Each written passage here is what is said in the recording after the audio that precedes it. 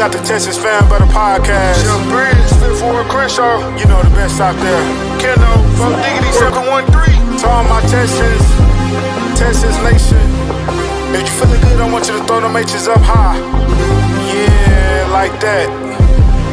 I see you.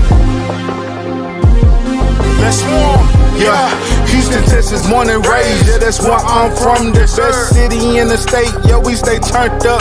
There's excitement in the air for the Houston Texans. Yes, sir. We swarming all year, causing havoc, we wrecking. Coming off that edge, we got 5-5-5-1. Thing on the outside, locking down your number one.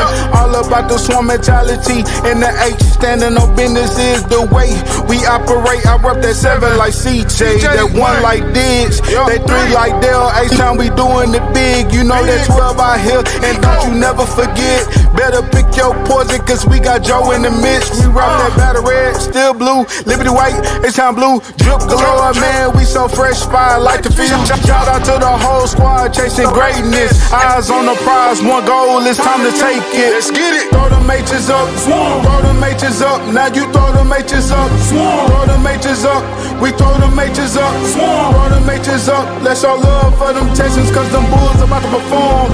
Throw them H's up, throw them H's up, now you throw them H's up, throw them H's up, we throw them H's up, throw them H's up, let's show love for them Texans, cause them Bulls.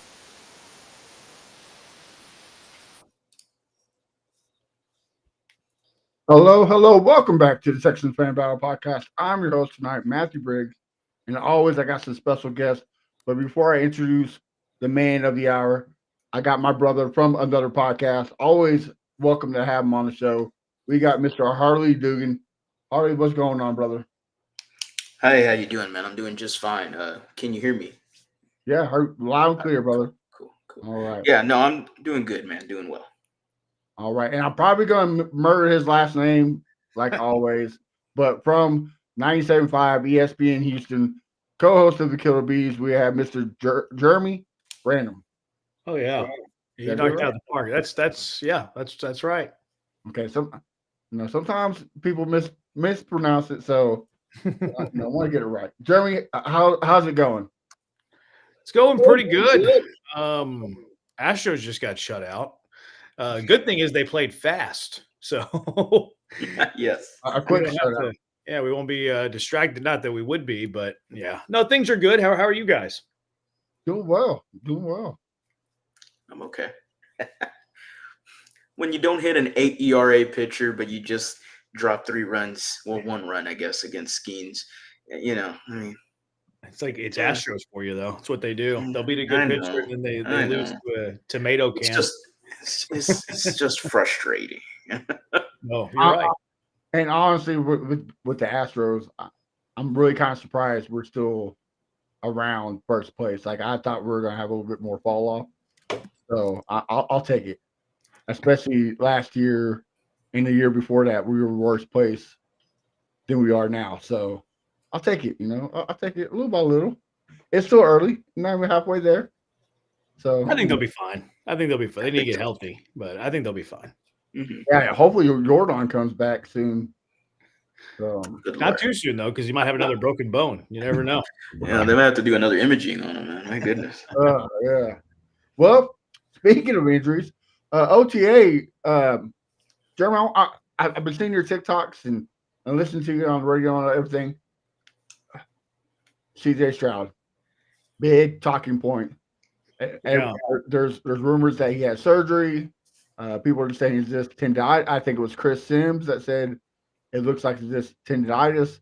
What's your thoughts on this? Should Texans fans be hitting the panic button, or is it too soon?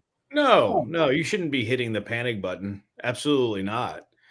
Look, if he had major surgery, I don't think he's on the practice field.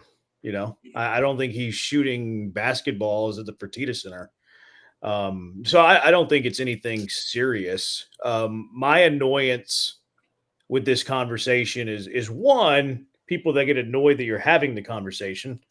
He's the franchise quarterback for a team that should be a playoff team that I think is a dark horse Super Bowl contender. Of course it's a conversation. CJ Stroud crossing the street is a conversation. So CJ Stroud not throwing involuntary OTAs is a conversation. Especially last week they gave us a nothing burger. Oh, everybody's on their routine, their own routine. He's fine, no big deal. And then all of a sudden this week, oh yeah, by the way, we were misleading you. There is something wrong with his shoulder. And even if it's minor soreness, that's something. So that's my annoyance. My annoyance also is everybody saying, relax, don't freak out. Well, no one's freaking out, but we are aware that CJ Stroud has a messed up shoulder. And like, it could be, oh, he did too much on the shoulder press. Okay, that's fine. He's still not throwing the ball. So I'm not concerned, and it's way too early to hit the panic button. Right now, it's just something to monitor. But it wouldn't be the first time that an NFL organization said, oh, nothing's wrong, and then something was wrong. Christian McCaffrey missed voluntary OTAs last year. Kyle Shanahan, I'm not worried about it. What happened with Christian McCaffrey last year? So I don't think that's the case. I believe them whenever they say it's minor and it's nothing to worry about. I do believe them. But I get annoyed by, oh, you guys shouldn't even be talking about this. Well, of course we're going to talk about it. The quarterback of the football team's not throwing a football. That's something you discuss. Right. It's Texas news, right? Like it needs to be heard. And let me ask you, Hardy, the reason why I think a lot of people are worried too is kind of happened last year with Christian Harris, right? People are still wondering, is that the case? What's your thoughts?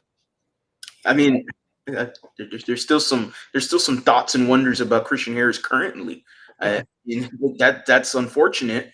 I'm going to hold on to the belief that what we saw at the tail end of 2 years ago is what I'm hoping could come to fruition in a full season for him, with D'Amico Ryans being the tutelage, former linebackers coach. We saw just seemed like the light bulb clicked for Christian Harris 2 years ago. We saw a play where he was chasing down Lamar Jackson. You don't see linebackers just do that normally. There's athletic freakness ability there that a lot of your other linebackers don't currently have. And I like where Henry T has done with his progression and his improvements from last year. I'm a fan of Aziz, but to me, there's more of a concern that is not being talked about enough there with Christian Harris. I know D'Amico said that he'll be ready to roll for training camp. I was there for the public training camp, and I saw him when he was out ready to practice, and I tweeted out, awesome. Here's the little video footage of me showing Christian Harris his one snap at practice, and then I go back up to look, and I see him walking off with a trainer, and I'm going, what in the bleep happened? And then you never saw him again. And then when you did see him, the snaps started to decrease for him every single week since the Miami Dolphins game. And so there's a concern there for Christian Harris comparative to CJ. He's QB1. Any franchise is going to talk about this if this was their quarterback. CJ Stroud generates more clicks, more fan views, more traffic than anybody on this football team. It's no disrespect to nobody else. He's QB1. Like, this is the conversation that all 32 teams would be having if it was their QB1. Absolutely.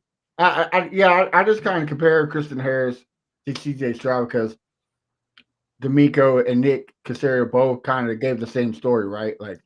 Like Jeremy said, they're on progress. They're right where we want them. And then like you said, Harley, he came back to the Miami game, and I don't think he played one snap in the Kansas City playoff game. Am I wrong? Like, is this I get it, you want to be incognito with what's going on in your service area, but I mean, sometimes you just gotta say, hey, yeah, tendonitis. Hey, yeah, he had a little surgery, nothing to worry about. But yet here we go, kind of trying to be go gadget, Mr. Hide It All. Like it just doesn't work, right? Like Jeremy, does that kind of hit the nail on the coffin? I believe the Texans have a club philosophy of we don't discuss injuries unless they have to, right?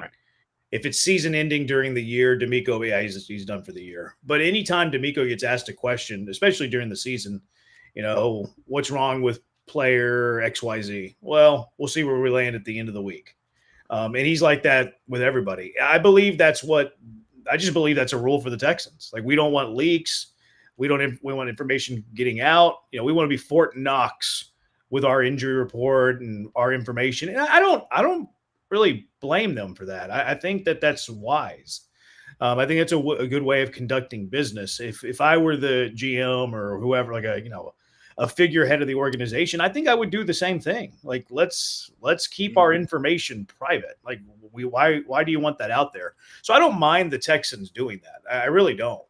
I think I would do the same thing. And then, look at the Astros. Like, the Astros, sometimes they'll talk too much. It's like, this is happening. This is the timeline. And then when he misses a timeline, what in the world is going on? And then also, they're not good at their jobs. It seems like. So I don't mind the Texans being quiet about it. And they have been consistent with, if we're not sharing injury news, you're just not going to have it, especially in the offseason when you're not required to. You're required to do the injury report in season, but even then they don't really address questions about it.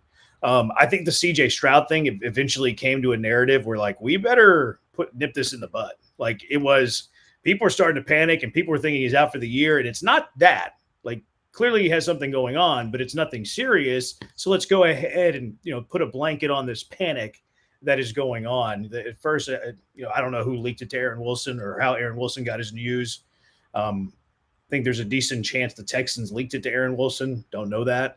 But then Monday, D'Amico leads his press conference with it. I think that's notable, right? Like, he didn't get asked. He led his press conference with it before he even took a question. Hey, guys, this is what's going on with CJ Stroud. So what does that tell you? It tells you that it was a message that the team wanted to send to the fan base. So I think they saw the Stroud news get out. They kind of broke their philosophy of, we never talk about injuries, to kind of, hey, at ease, everybody. It's going to be okay. Yes, there's something, but it's not a big deal. Don't worry about it. And I'm okay with that. The Christian Harris thing, I agree with Harley. Like, that's frustrating. They don't really owe us an answer, I guess. It's more frustrating that we don't get to see him on the field. Because I agree with Harley. At the end of 2 seasons ago, I was like, man, is this guy a top 15, top 10 linebacker? Like, he's playing like that for the final month of the year. And then he doesn't play the whole year. And he can't see the field in the postseason. And I like Henry To'oTo'o. At his best, he's not close to Christian Harris at his best. And then on top of that, like, I don't think that they signed EJ Speed to be a depth piece. I mean, EJ Speed, go look how many tackles he had last year. He had like 130, 140, something like that. Like, that's not a backup linebacker. So that is a mysterious position for me. And really, Christian Harris mysterious too. And I think he's in the final year of his contract. So that's something too that's like, okay, this might be the final year of Christian Harris, and he might not be a starter. So it's a big year for him, really. I mean, it's a bigger year for him than the Texans. I think the Texans can survive without him. But Christian Harris has to put good stuff on film if he wants a decent second contract, either from the Texans or somewhere else. And that's usually how it goes, right? Especially for the Texans. They have a big year, their contract year, and either the Texans overpay or somebody else snags a good player like Jonathan Gennard in Minnesota. But yeah, I have to agree with both of you, because that Baltimore game in the playoffs, we had Lamar Jackson pretty much dead to rights. Like, he was spying the quarterback, he was not making the plays, and then second half, Harris goes down, and that's when the Lamar Jackson we know this tore us apart. And then the game that we all want to forget, Christmas Day last year, there was no spy at all, and I think he's still running touchdowns on us right as we speak. Like, he just destroyed us. So yeah, I kind of in the same boat as you, Jeremy. I think the EJ Speed signing is a what if he's not there? What if that injury is still nagging, still around? Harley, how concerned are you on Christian Harris' point? I'm more concerned about him than I am. Well, I mean, they did, to Branham's point, it did sign EJ Speed. So I guess it's not as concerning, since you do have some linebackers there. They usually play 2 linebackers anyway. Jalen Petrie kind of filling in that other role as the hybrid star role, whatever you want to call it, from his days at Baylor with, oh man, I'm forgetting his name at the head coach there. But regardless, there's still some concern for me. I can't forget what he did at the tail end 2 years ago, even the Browns game with the pick six. I mean, I remember being in a chat with Colts fans, and they're week 18, they're going, who is this 48? I don't remember this guy the first time. Oh, hey, guys, by the way, that's Christian Harris. That's our dog we just let out loose. All right. And he has just been amazing for the second half of that late season. I'm concerned about it. But I do like that there are some answers, kind of like this whole defense. There's some answers. If someone went down, there's answers on this defense. Oh, okay. D-line, someone goes down a few games. Yeah, no problem, buddy. There's Derek Barnett right there. Oh, and by the way, we got Darrell Taylor who had 9.5 sacks 2 years ago with the Seattle Seahawks. Yeah, he could go in and fill in for a few snaps. No problem. Okay, the secondary, you could say that you don't really want to have Stingley or Lassiter miss some games. But I would still say the Texans are confident with the rookie Jalen Smith. They re-signed Miles Bryant recently. Their outside depth is a little concerning for me. But I think overall, they have answers everywhere amongst this defense if there's any sort of knick-knack injuries that come up along the way, as usually the NFL season happens. Yeah, I'm glad you brought that up. Jeremy, with this draft, that's kind of like what it seemed Nick Cassier and D'Amico Ryans was doing, right? Like it was planning for A, B, C, D, E, F, whatever, right? If Nico Collins, God forbid, goes down, you get Jaden Higgins. Christian Kirk goes down, you got Noel there. Just like Harley said, if Jalen Petrie or Lasser, one of those type, because Jalen Smith can play the Petrie role or the Lasser role. So it seems like they're playing for A, B, C, D, E. Does that draft kind of look the same for you, or did you see it different? Nick Caserio would argue with you. He would say he doesn't draft by need. So if we believe that GM speak, then yes. I mean, I think that Nick Caserio has some fun with the media time. I like Nick Caserio for what it's worth. I think he's a really good general manager. I like Nick. I'm glad that he is running the Houston Texans roster. I like to make fun of him at times. I don't draft by need. I don't even know what drafting by need is, he said. He's been watching sports his whole life, and he doesn't know what drafting by need is. I call BS there, Nick. It was a few years ago. He goes, I don't know what a window is. He was asking, like, what's the Texans? I don't know what a window. Okay, Nick. We know you know what a window is. Stop talking to us like that. But I am a big fan of Nick. I think he does a really good job with the roster. I think the Texans are in a really good spot. Whether it was by design or not, if it was just drafting the best player available, I do agree with that. Because to Harley's point, I really like the depth. Now, more so defensively than offensively, probably. But I think the skill positions have depth. And like you were mentioning, like, okay, like I really like Higgins. I think Higgins can do both. And I'm interested to see what this offense looks like with Caley and how he uses his receivers. Like, is he going to be locked into the idea where this guy's a boundary, this guy's a slot? I doubt it. But I like Higgins quite a bit. I think Higgins can play. I watch a lot of Big 12 football. I was really impressed with Higgins. I was really impressed with Noel. And it feels like, okay, if you just take the top two receivers on the Texans today, Nico Collins, Christian Kirk, and then it feels like they found a replica for both guys. Who's the Nico Collins replica? Jaden Higgins. Who's the Christian Kirk replica? It's Jalen Noel. So I don't know if he did it by design. I don't know if it was best player available type of deal. And also how the draft board falls to you matters here. But no, I liked his draft. I think that this team needed weapons. I think it needed depth. There's two ways to help out a quarterback. You can help out a quarterback by protecting, or you can help out a quarterback by finding a bunch of skill and a bunch of talent. That way he can get rid of the football quicker because those guys are open quicker. And I do think that you can scheme up, protection a little bit better as well. I think that's one thing that Slowick was not great at. Like, he was pot committed. We need explosive plays. Okay, well, explosive plays take longer to develop, and you don't have an offensive line that can create that time. So I like the draft. I like Woody Marks. I'm very curious to see what he looks like. I think the Texans were in desperate need of a third down running back last year. They tried to use Dari there, but I think he was kind of, he's like him on special teams. I don't think he's a great third down running back. You guys brought up Jalen Smith.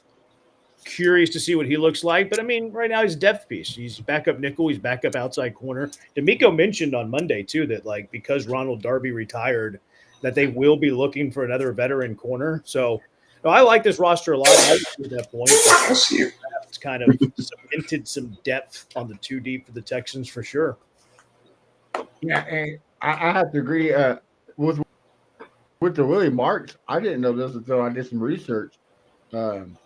Receptions as a sophomore and running back at the running back position. I mean, 84 for a receiver as a running back. I think it is a little skewed. It's a little skewed. Now, I do like Woody Marks as a receiving back a lot. I think he is a good pass catcher. But that was under Mike Leach. And Mike Leach throws the ball 100 times a game. And he loves to throw to his running back. So, it's a little skewed. I still think Woody Marks is a really good receiving back. But that number can be a little out of whack because Leach, of course, used to throw the ball all over the park, which is great to watch him, scheme up the offense. And I saw an NFL comparison that it really didn't hit me until I saw it. He reminds me of a Kevin Falk for the Patriots way back in the day. A good third down back, and if they need for receiving, there you go. Yeah, I mean, kind of similar to the playing style. But if we get Kevin Falk numbers out of him, oh yeah, especially the Super Bowl wins, right? That's what matters. I'll take that any day. Hardy, what was your thoughts on the graph? I'm a big fan of Woody Marks. Besides him being 24 years old, I think that was a con of mine as well. That he was one of the older running backs that you did get in a slew of running backs that I would have double dipped. Because the running back class was that great, I would have even double dipped. I don't think there's never enough running backs. I don't think you should be afraid to take running backs either. And I mean, you just never know, man, with running backs when that time just stops for them, when the clock ends for them at times. I like Woody Marks. I've made the argument on my YouTube channel that was it a Nick Caley pick? And the reason why is because the numbers he had at USC, despite Mike Leach being the guy there, are very similar to that of another former Patriot that I comped him to in James White. When James White was a guy that just, oh my goodness, numbers were crazy for James White. I mean, you're looking at a guy that had over 100 targets as a running back. Now, yes, a lot of them were dump offs, and that was the running joke with Tom Brady, was the dump off king. But a lot of them were the James White, but there was many other factors that come into play here. Jerry Shuplinski was on that staff. Nick Caley was on that staff. Cole Popovich was on that staff. And Nick Caserio was the front office guy there. So it makes me wonder how much of a say did Nick Caley, and we've heard Nick Caserio and say that he takes, how much does he take influence from everyone else because he's the guy making the decision. But regardless, him saying that made me think, maybe Nick Caley had a little more influence here with Woody Marks than we might have to take a look a little bit more into. So I like what he is, a 4.54, 5'10", 207. So we'll see. We'll see when it comes to him. I'm hoping more, and it kind of worries me that Dameon Pierce not out there, and we haven't really got anything from Dameon Pierce. What's his injury? What's going on there? Whereas Joe Mixon, he has a walking boot rumors, and now it's like, oh well, we're not very concerned about him either. He's just fine, another precaution, and I'm like, okay, well, we'll see. June 7th is supposed to be a youth football camp for Joe Mixon along with CJ Stroud. I'm kind of curious to see what happens there, is who will be taking pictures and videos and what's going on. Will Joe Mixon show up in a walking boot? There's there is a lot to dissect there if they're allowing media to cover. And if I'm the Texans, I don't think I would want the media to cover that youth football camp, but wink, wink there. The rest of the guys, Jalen Smith, I like Jaden Reed out of Penn State. Oh man, I was a big fan of his when I saw that the Texans met with him during I want to say it was a combine. And I started looking at him more in depth, and I was like, oh, this guy, I mean, he could play everywhere you want, and especially in the box. And I found that very interesting that Jalen Smith at OTA or rookie minicamp, he was working, and I don't know who specifically he was working with, but the way he was working out reminded me of last year when they were working out with Jalen Petrie specifically and had him just alone with Corey Unlin over there. And hey, this is what you're doing. This is your role. This is how we're going to work you out. I looked at Jalen Smith and I'm like, he's just by himself over there. Then I see Jaden Reed join over there with him later. And it kind of made me go, okay. So we're looking at specific Jalen Petrie backups roles here. Jimmy Ward's up in age, kind of got to know, even though he filled it in successfully, he gets injured. It's unfortunate. But when he's on the field, he's pretty solid. But it is what it is there. I like this draft. O-line, yeah, there's some beef there from fans that they should have took another offensive lineman. But I think how this draft board played out, I'm not trying to sound like too much of a homer or anything, but I think it pretty much played pretty good for the Texans there. There's a lot of P's there right there, but and I don't like how that came out. Played pretty good. But whatever, regardless, you get the point. Yeah, definitely. The thing I keep telling people outside of the Houston sports area is CJ Stroud had his best year, and the Texans had a 13th overall ranking offensive line when we had an offensive line like we do now. Just a makeshift of guys from everywhere. Like they weren't the best, they weren't the worst. They're the kind of Yeah. and that's what it kind of looked like. And again, Jeremy, you kind of brought it up. We got a new offensive coordinator in Nick Caley, who hopefully can adjust during the game, unlike Bobby Slowick. Like, look, if you put Dalton Schultz out there 3 times and he lets George Karlaftis sack C.J. Stroud 3 times, there's a problem there. So to me, it seems like the scheming has a lot to do and the the in-call adjustments. What's your thoughts on offensive line, Jeremy? I mean, it's a lot of unknown, right? I mean, it's educated guesses at this point. There's a lot of great offensive-minded coaches who thinks that sacks are a quarterback stat. That put all the sacks on a quarterback. Sean Payton says that. Sean Payton says that sacks allowed is a quarterback stat. And he's probably being a bit hyperbolic there. I think that they all come into play, obviously. I mean, more time to throw, less sacks. I mean, we could do the math there. But I'm with you. Like, why was the offensive line 2 years ago better than last year's offensive line? It wasn't because it was more talented. Not even close.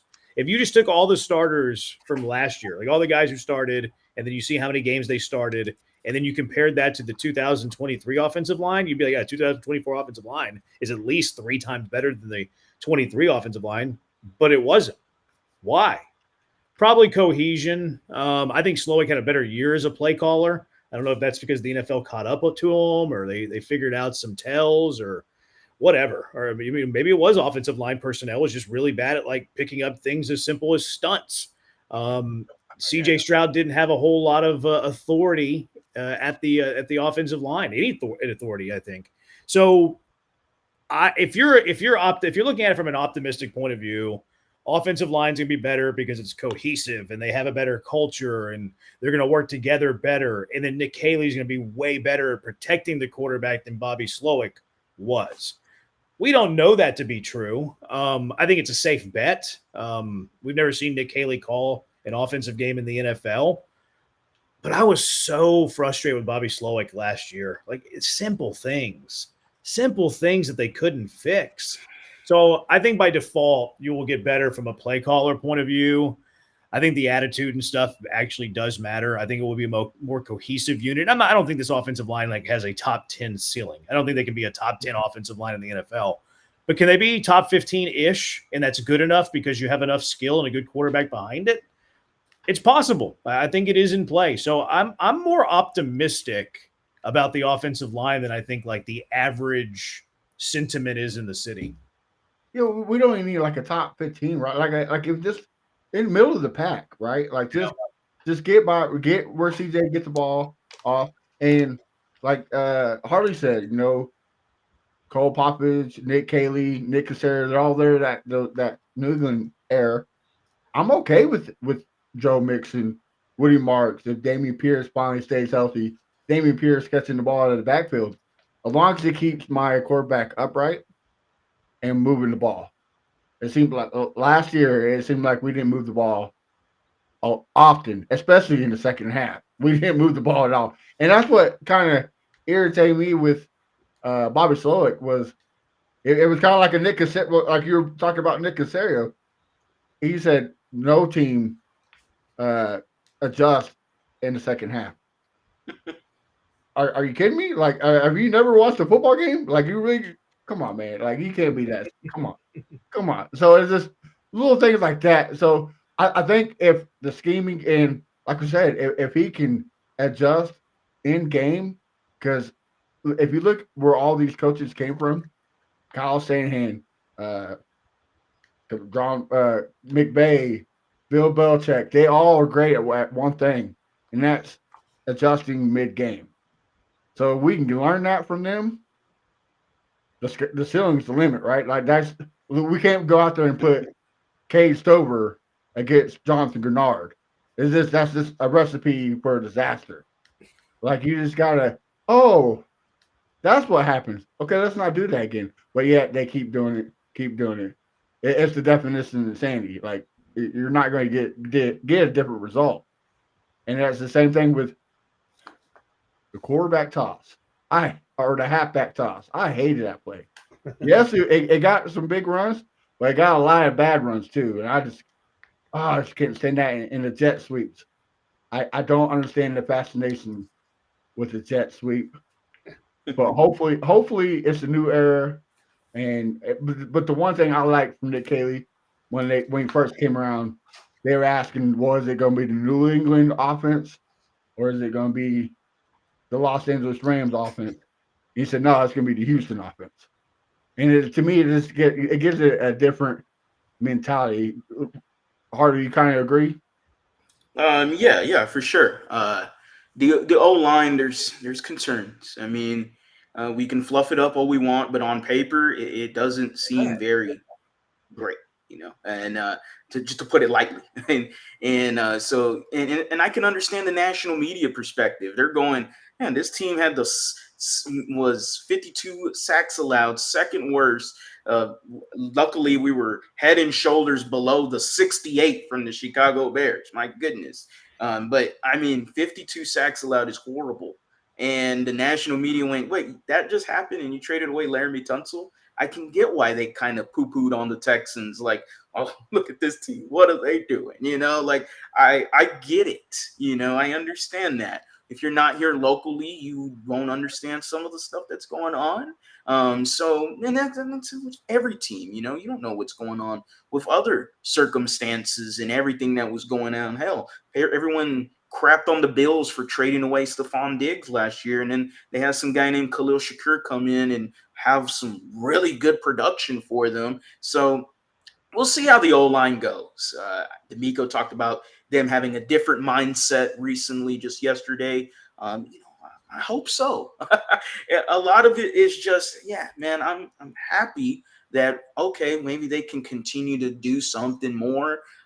But, this is all just speak and this is tongue in cheek. At the end of the day, it's a results-driven league. And the O-line on paper doesn't look great, but I'm hoping that with the influx of Nick Caley, with the influx of Cole Popovich, something Devin McCourty, former New England Patriot, talked about with Chris Sims, and he talked about Josh McDaniels, two guys that worked with Josh McDaniels that I just mentioned there, and said that how they were aware and they had a plan when they had a shuffling offensive line in one of the years, can't remember specifically. But he talked about a shuffling offensive line, and they were aware. They had a plan. They knew if there was a stunt, this is what's going to happen. If this happens, these defensive protection sets or whatever's going on that's coming after us, this is what we're going to do.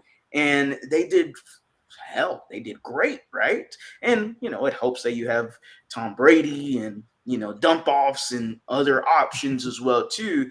But, an extension of the run game to get the ball out quicker for CJ Stroud could be utilizing a running back like Woody Marks, maybe using Joe Mixon more as a receiver. One of the best screen receiving running backs last year, going into last year. And this year, this previous year, we used a lot of screens, and some of them actually kind of effective. It's quite odd stat for the Texans, but it didn't feel very effective on the eyeball test. So the O-line has worries. I'm concerned about it. Look, they're going to get tested week 1. They're facing the Rams, and they're not a defense to scoff at, and they're not crazy. But Kobe Turner, Jared Verse, Braden Fisk, I'm missing another one, Byron Young. I mean, all them guys had at least 8 sacks, I want to say, on the year, besides Verse. Verse had like 4.5, but he's a promising rookie that is up there.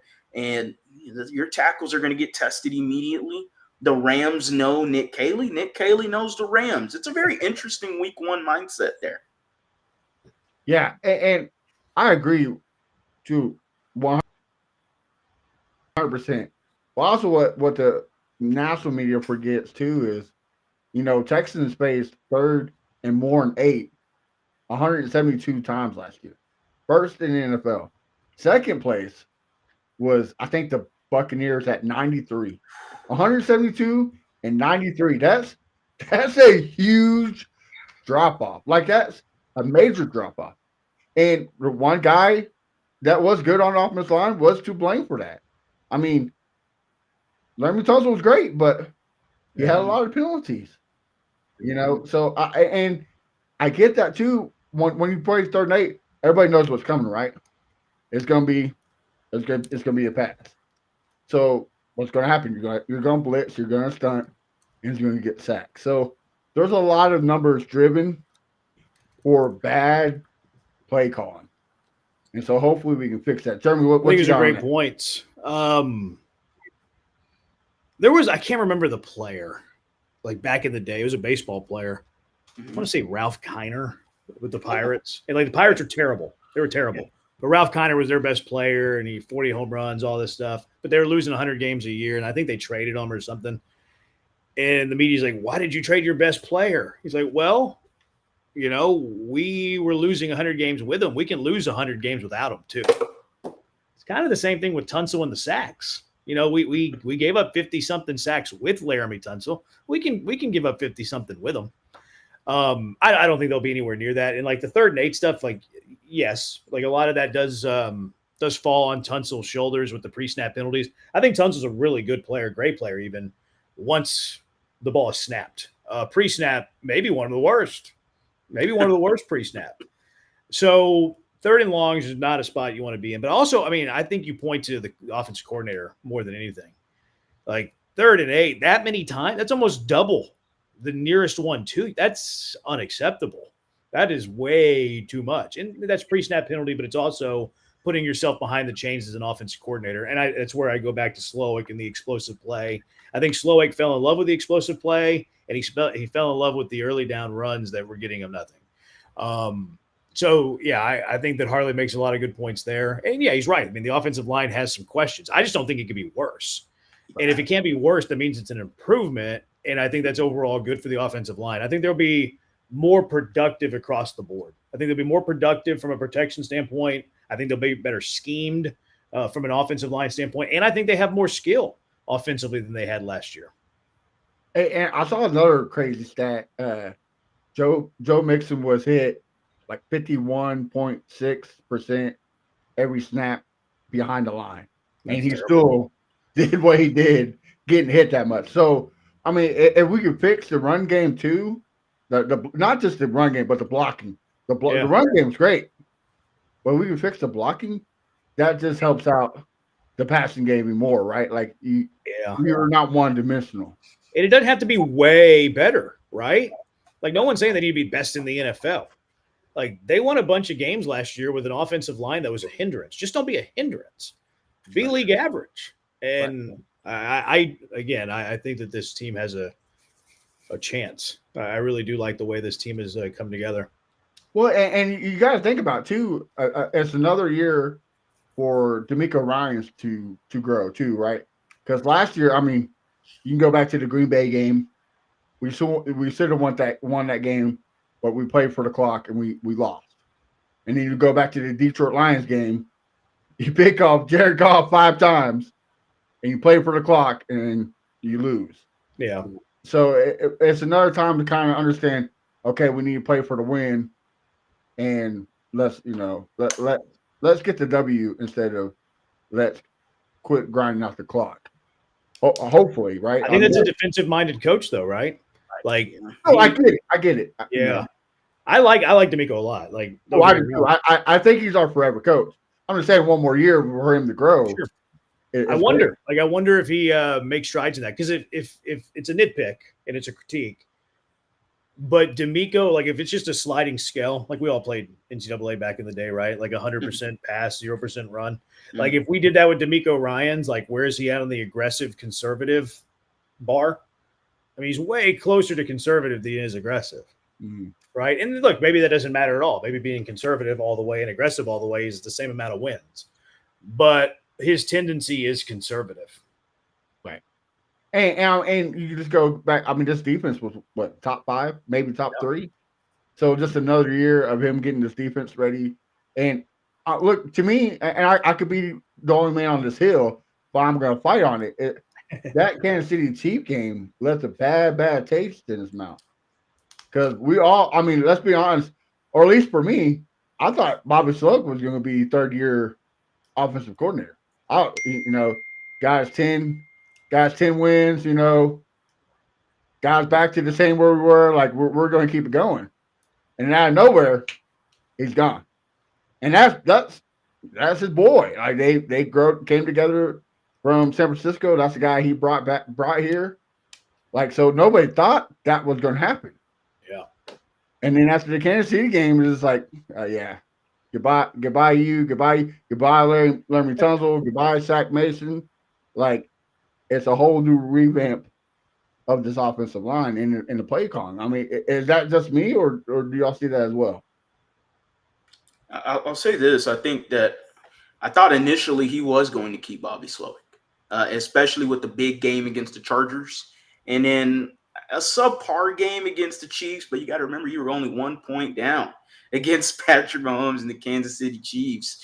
And I thought he was going to keep Bobby Sloak. And the reason why is, and there was the growing thing on Twitter that, D'Amico Ryans has a loyalty card to him. And I think I was one of the ones that believed in that loyalty card because he came from the Kubiak tree.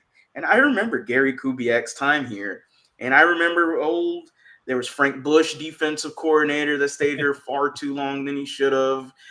You had Rick Dennison, offensive coordinator here, that a lot of people were like, Kubiak, please take over the play calling. We're tired of seeing Rick Dennison take these play calls as OC. And thankfully, finally, it took, I forgot what it was specifically that took Kubiak to finally change that way. But, I thought there was a similarity there between both guys.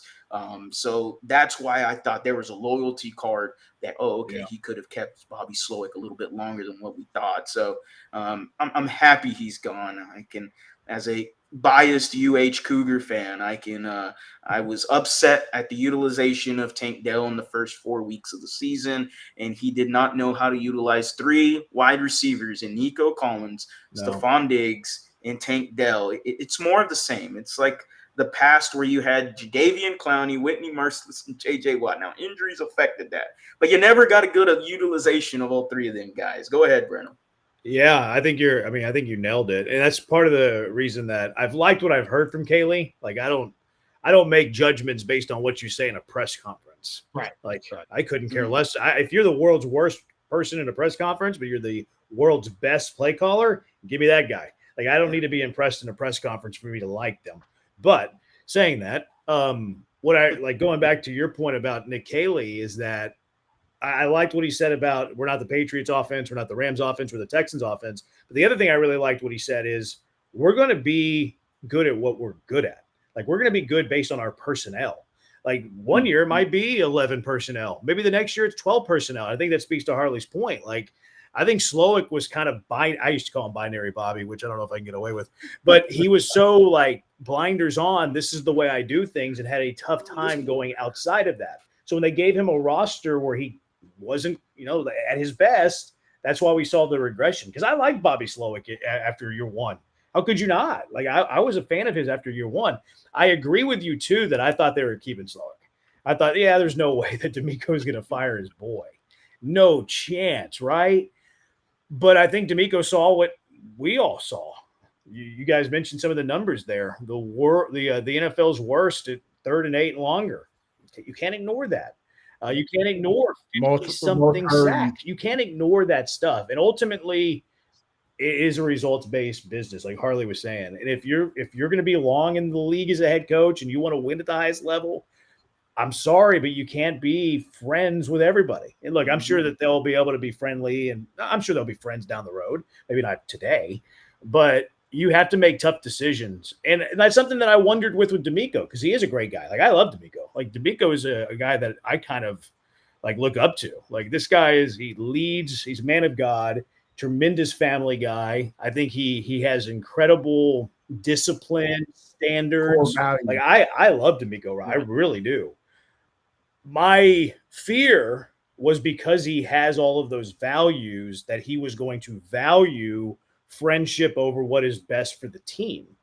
So that in another completely different spectrum made me happy, because I was like, it's time to move on from Slowick, but I wonder when it's time to make difficult decisions, what D'Amico looks like in that scenario. And he did it. So I tip my cap to that. He put team first. He put team over himself. And like he says that's what he always does. And I think he proved it there. Right. And to kind of go back to the national media versus the Texans. And look, I'm not saying like they don't have a leg to stand on, because they do. When it comes to this offensive line, absolutely.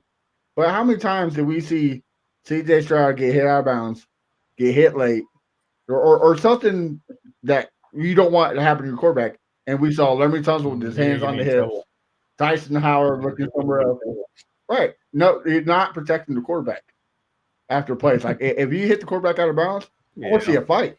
Like 2 years ago, who was it? Singleton from the Broncos, or whatever, for the Broncos. Right. Where's that? You're going to be in trouble, Chef. I blasted Jeremy Tunsil whenever this happened.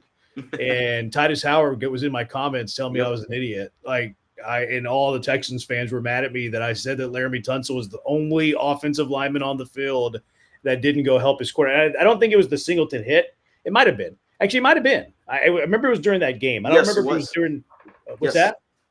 It was, because I remember Tunsil was at the very far. Yeah. And I remember you highlighted that specifically. Yeah. You were like, why didn't he? Everyone else did. I knew it was that game. I couldn't remember if it was the scrum or if it was like a play or two before or after, but whatever. And like everybody, well, how could you blast Tunsil? Blah, blah, blah. I was like, well, how about the other offensive linemen? Like, don't listen to me. Like, why would you? Don't listen. I'm a jabroni. I don't know anything. Like, don't listen to me. Why are the other 4 offensive linemen going to him and one is not? Don't listen to me. Don't listen to my tweet. Don't get on to me. But why are 4 offensive linemen going to help him up and one is not? Ask yourself that. And that was always, he's too far from the play. Well, he would have traveled less than I think it was Juice Scruggs, who was 10 yards ahead of him. Well, he didn't see it. Okay, well, there's a picture of him seeing it. He was on the ground. Yeah, he was that. Yeah, he was on the ground. That kind of triggers me. I get flashbacks there, Chef. I agree with you. I was one of your defenders, because you were right. Like, and it happened last year many times.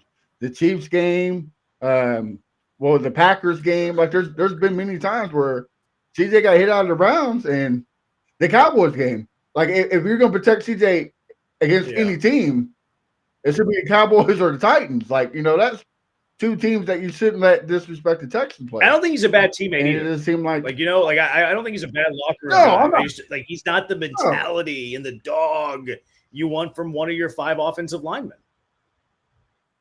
D'Amico has the swarm mentality, and he just does not fit. How'd y'all feel about him with the autographed cleats? Posting that right after they got embarrassed. Oh boy. Mentality. Well, that's a position where you have to have mentality. Well, by the way, what made me fall off? OTAs Commanders? Go ahead. I doubt it. I don't know. No, That's of a good course question. not. Of course not. He's with. He I wasn't. already Was it? know You he's don't know for not. sure? Oh yes, I know for sure he's not there. Oh, okay. It's kind of odd. He has like a football camp with Charles Omenihu with the Divine Tree that he works with. It's like one of his things that Laramie Tunsil has called the Divine Tree. It's him, Charles Omenihu, and then I believe I forgot what rapper it was. Oh man, I can't think of the name right now. But there was a rapper that's going to be there too at this youth football camp that's going to help them, and it just looked very odd, the cast of characters, considering Charles Omenihu's time here, Laramie Tunsil's time here, and is this their first one? I have no clue. I feel like it is. Remember Omenihu blast the Texans last year? Oh yeah, I know he did. Never been a fan. I've never been a fan of Omenihu. I have some fun personal beef. Me and him have gone way back from when he was with a Texan. There was a play against the Kansas City Chiefs. I'll say it. There's a play against Kansas City Chiefs. Was it the playoff game? No, it was the first game of the season.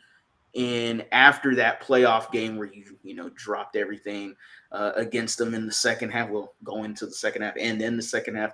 That first play of the first season game of the season that year, you played the Chiefs on national television. I believe it was Thursday Night Football or Sunday Night Football or something like that. And Charles Omenihu, there was clips of him. I just remember he did not have a good game specifically. And his ass was in the dirt many times. And I remember I clipped, I'm like, Omenihu, buddy, like you got to be the one to help. It is gonna. I knew it was gonna. I was gonna say it was gonna. I kept thinking future, but I was like, no, it's gonna. Anyway, and Omenihu immediately just did a stray tweet of, oh, we got goofies on this app that don't know football. No. And I was like, well, if you're gonna at me, go ahead and at me, buddy. And then he did, and he quote tweeted, screenshotted my tweet of calling, showing the clips of those. And then I was like, I don't know if I'm a goofy or not, buddy, but I see ass in the dirt, and I know that film room isn't looking good for you. And he ended up messaging me. My goodness, he was hurt. He was hurt. Well, you know what? You hit him where it hurt. He probably heard that from his staff while they're watching film. Well, you get out of there. Knowing his work ethic at the University of Texas, from what I heard, it wasn't. There's some questionable stuff there. So, well, and, going back to the Tunsil, I agree with you, Jeremy. He's a great left tackle. He's a great. He's a good teammate to an extent. Where I fell off with him was the Vikings game when they missed the penalties. Yeah, and you wear that C, you can't blame on everybody else. You got to take accountability for yourself. And he's like, well, I did my job. Come on, man. Like, really? That's how you're gonna play this? Like, I did my job, but it's everybody else. Like, come on, dude. And to me, it's just a boring point of the whole season. And I agree with you. D'Amico said, hey, this is it. See you later. Adios. And we got some good picks out of it. I think they did good. Yeah. Without that, I don't think we get, the Jay Noel or the Higgins trade. Like it just doesn't fall to us. So thank you, Laramie. But again, that's a guy that D'Amico was inherited. It wasn't his guy. And sadly, we traded away the farm for him. So, he kind of had he had to ride the roost with him for a little bit. Sure. So I get it, but thank you for your service. But time to see. Oh, we're done. Hopefully, okay. I didn't realize. Yeah, it snuck up on me. No, I'll talk about. Goodbye to Laramie. My bad. Yeah. Jeremy ready to leave. But before we do let you go, Crenshaw got the question for you. What's wrong with the spotless lineup? Well, didn't score any runs today, so we can start there. A lot today. Yeah. Yeah. It's not healthy, not hitting the ball. That's what's wrong with the lineup. Well, Jeremy. Yeah. Jeremy, before we go, is there any more concerns that we did not touch on with the Texans OTA. I think we hit him, right? Well, long snapper. I mean, how are you going to replace the big shoes of John Weeks? Right. Shout out to Put him in the Ring of Honor the moment he legend. retires. So that's a concern. No, I think, yeah, I like where this team is at. I mean, I know I mock them a lot because it's fun, but offensive line's the biggest position group that you need to look at. I think there's reason for optimism there. But at Harley's point, like on paper, it's, I wanted to say average at best, but maybe below average at best on paper. Like you can always outproduce what you're doing on paper. And I've been having fun with the CJ Stroud thing. I believed him. I don't think it's serious. I think he'll be thrown by training camp. No big deal. But it is something that I'm watching. I don't think this story doesn't go away until he throws a football. We all realize that, right? Yeah. Yeah. I mean, it's a story until he throws. I'm one of the people that you called out on TikTok and all that. One of those. It's only June. I am one of those people. It is only June. It's only a shoulder for your quarterback who throws. Like if it was an ankle sprain, no big deal. But I mean, it's a shoulder. Right. Shoulders are. I like I said, I believe it when I see it. Hopefully, when he's not throwing in training camp, then I'm like, okay. No, that's the deadline for sure. Like no one needs to hit a panic button until it's training camp and he's not throwing. At that point, then we all panic. Lord. Absolutely. Harley, do you have any concerns that we didn't? No, not necessarily. I mean, the two talking points are CJ and the O-line. We've hit the nail on both of those. I mean, we've talked draft, we've talked everything there is. I'm hoping that conversation for CJ is done with by training camp. I'm hoping so for all of our sake, because then it starts getting to, okay, well, is he going to play the first preseason game? Is he going to play the second preseason game? Is he going to play the third preseason game? Okay, how's week 1 looking like? How's the timetable there? There's going to be so much conversation there, and the national media now has grabbed the story. So, oh, buddy, in a world where football is dead right now in June and July, I'd hate to see the national media try to grab more of this. I really would. And the Texans don't want that either. So I'm hoping, and I'm going to lean into with Jeremy here. I'm going to hope that they are right and that this is a minor shoulder injury. Who knows? Maybe the speculation from anybody, I don't know. My speculation, maybe he had a little shoulder cleanup, maybe he had a little cleanup. Who knows? It's all right. I mean, he can still do this. He can still move his arm. Still shoot him shooting hoops, as the one comment said.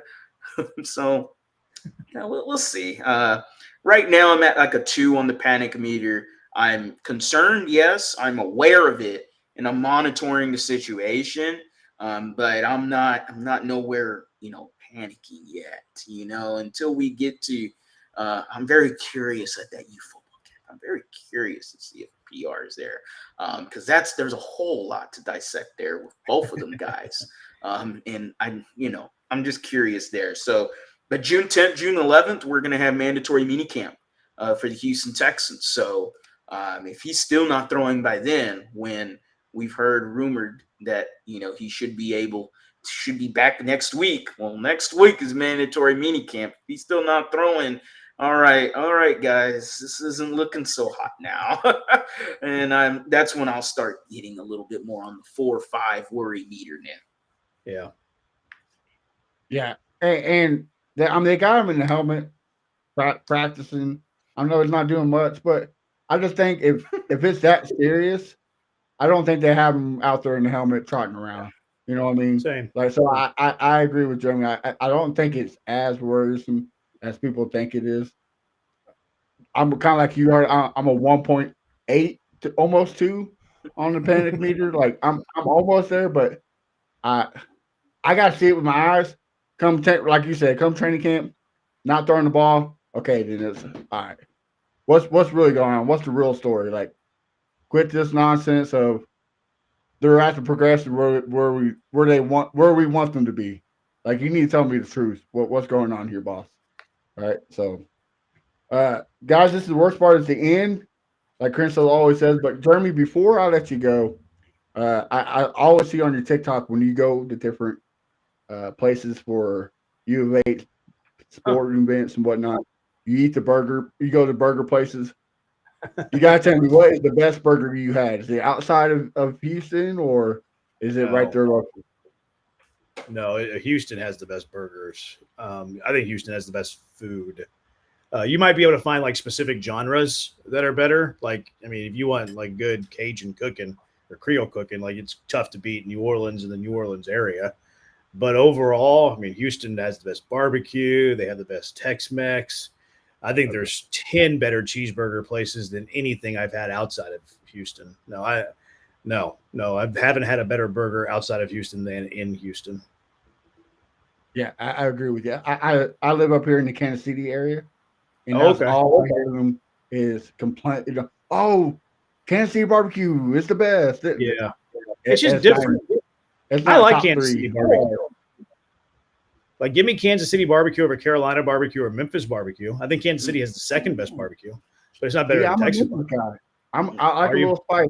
I'm a Memphis guy, so Okay. you know, I got KC maybe fourth. So Wow. yeah, Fourth? I just think they're too sauce driven. I think a That's good true. barbecue. I don't think it needs sauce, and I just think they're just too saucy. That's why I love Texas barbecue. I mean, you get good Try it. barbecue, you don't need any sauce.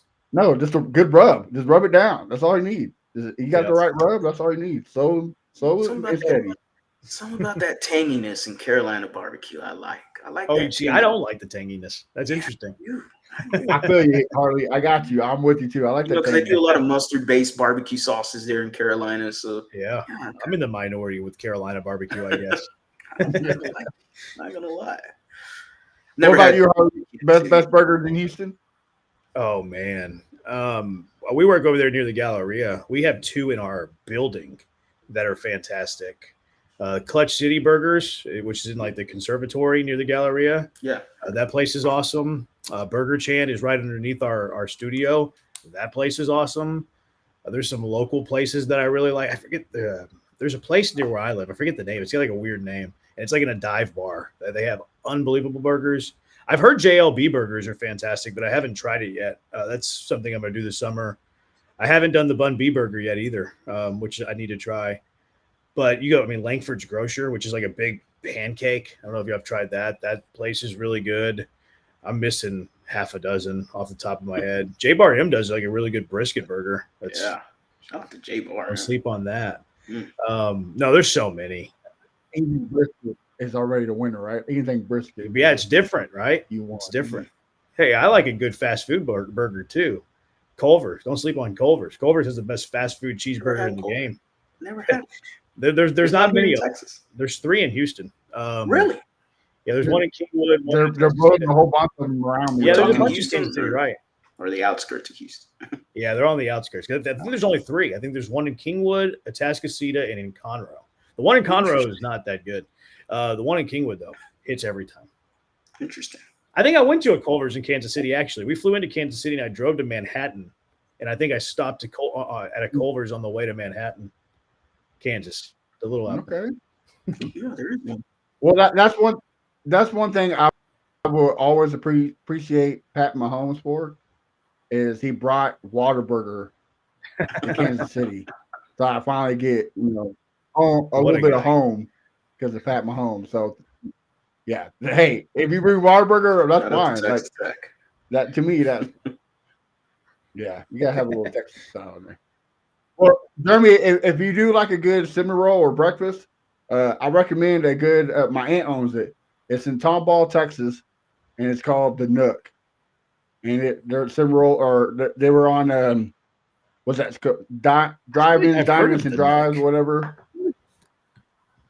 Yes, they were on that show. It's their homemade cinnamon roll is pretty You know what? pretty I fantastic. think I've driven by this place. The Nook. So their cinnamon rolls are good. Yeah, well, anything I like. I mean, I'm a little biased because my aunt. Oh, it's but on Main Street in it's pretty good Tomball. I food. have driven by this place. I know exactly where this is at. I've never been, but I know Yes, exactly sir. where this is at. Well, you go in there and you tell them Matt And they're gonna Briggs kick me sent out? you, they will definitely hook you up. Yeah, they'll give you a good deal. Definitely check I will it out. do that. Yeah, Well, guys, I've with that, driven by it. I've always tell us wondered where we if it can was find good. it and what It's you good got to know cooking. that. Oh, you don't want to find me anywhere. I'm annoying. You don't want to follow me. I tweet and post way too much, and you're gonna get into an argument with me, and I don't want you to beat me in an argument. You don't need to follow me anywhere. Come on, Jeremy. You gotta tell us where the good stuff is. I was serious, but if you're just hell bent that you have to follow me at Jeremy Branham on Twitter.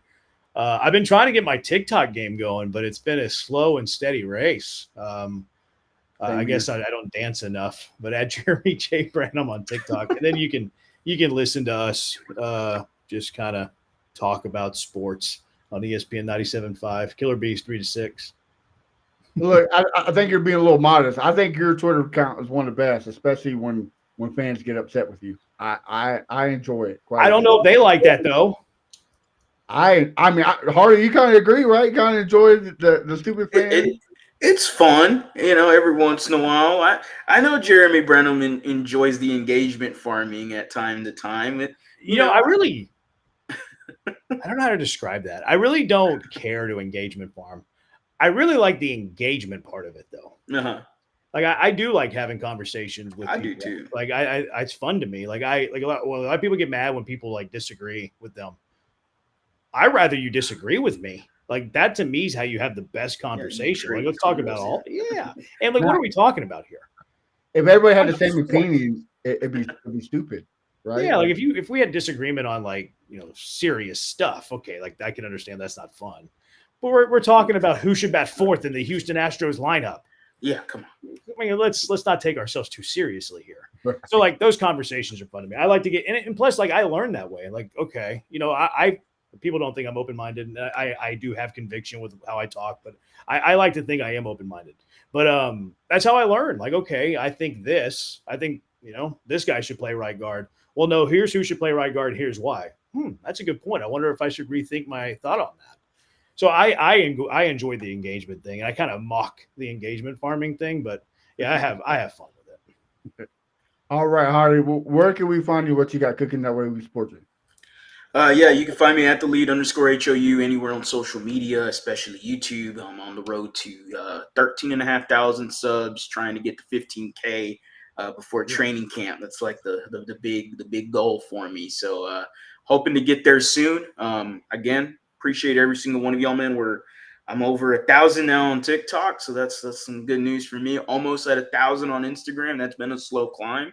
And of course, Twitter, same thing at @TheLead_HOU. So yeah, man, I appreciate it. Have a lot of fun, and thank you for having me on, man. What was the YouTube, Harley? Right there at @TheLead_HOU or The Lead Houston. You could also type that in if it comes up. The name of my YouTube channel at times seems to conserve itself away from anything Houston sports related. The Lead, but, I try. Say it again. The Lead Houston? Yes, sir. Your last one was on Darby? Oh, did I make a Darby one? CJ Stroud injury update. Ronald Darby retires. Is this you? Yeah. Okay.